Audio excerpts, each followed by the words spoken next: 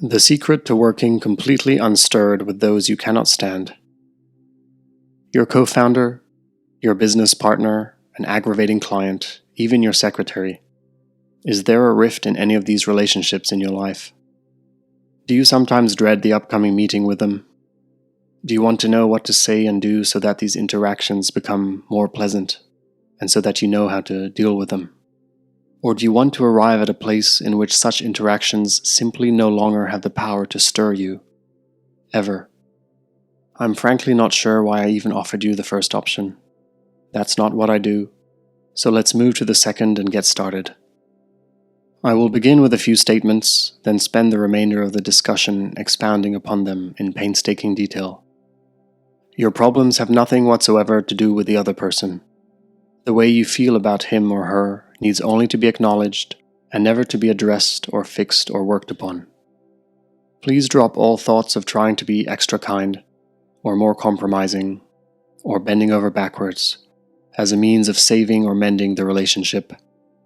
Because nature has a way of punishing insincerity.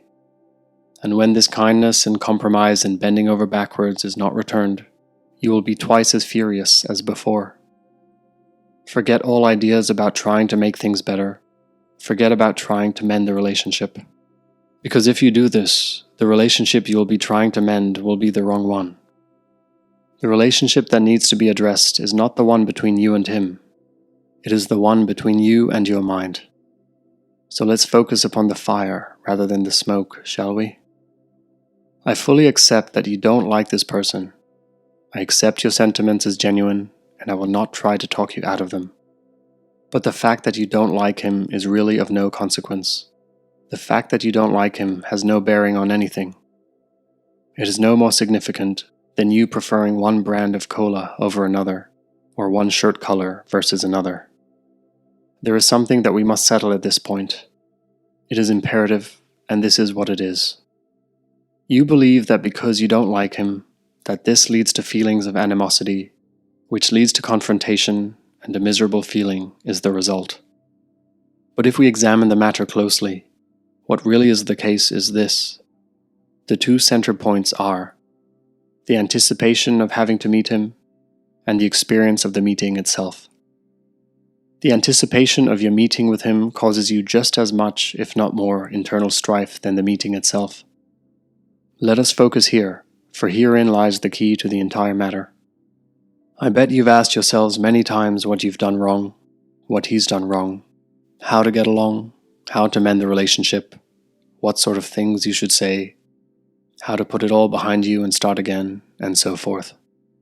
And such questions were your attempt to lessen the pain and drama that you felt when you interacted with him, right? But I'm willing to bet that you've never asked yourself the following question. Why does the anticipation of your meeting with him cause you to stir inside? You probably think that the answer is obvious.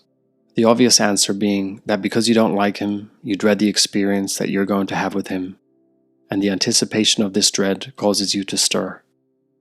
But I believe that there is a more fundamental reason, one that perhaps you haven't dug deep enough to find. And it is this. The reason that the anticipation of meeting him causes you to stir is because of fear. Fear of what? Fear of the possibility of your emotions running wild. Fear of the possibility that you will lose control. Fear of the possibility that you will do something drastic. Fear of the possibility of sinking into despair, anger, and all manner of inner turmoil. And all of these things reside within you. They have nothing at all to do with him. My dear friend, your internal strife does not come from your anticipation of meeting with him. Your strife comes from your anticipation of meeting the part of yourself that you may not be able to control.